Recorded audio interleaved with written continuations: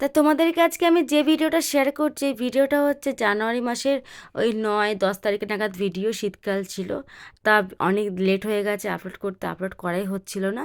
তাই আজকে একটু ফ্রি আছি বলে তোমাদেরকে ভিডিওটা শেয়ার করছি। তা সেদিন ছিল আমার স্টুডেন্ট আদিত্যের জন্মদিন। আর যেখানে কেক কাটিয়েছিল, খুব সুন্দর করে জায়গাটা সাজানো হয়েছিল, বেলুন লাইট ফাইট দিয়ে খুব সুন্দর সাজিয়েছিল।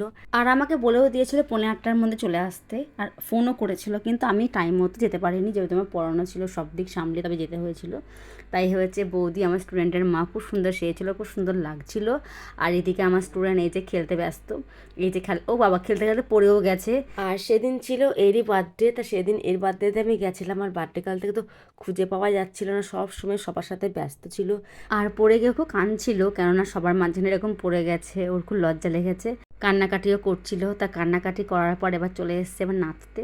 আর তোমরা ভিডিও দেখে বুঝতে পারছো এটা পুরোপুরি শীতকালের ভিডিও। তা শীতকালের ভিডিও ছিল বলে কড়াইশুঁটি, কচুরি, চানা মশলা, সাদা ভাত, মাছ, ফ্রায়েড রাইস, চিকেন, চাটনি, পাঁপড়, রসগোল্লা, মিষ্টি সবই ছিল। তা যেহেতু আমি মিষ্টি খাই না তাই আমি নিইনি।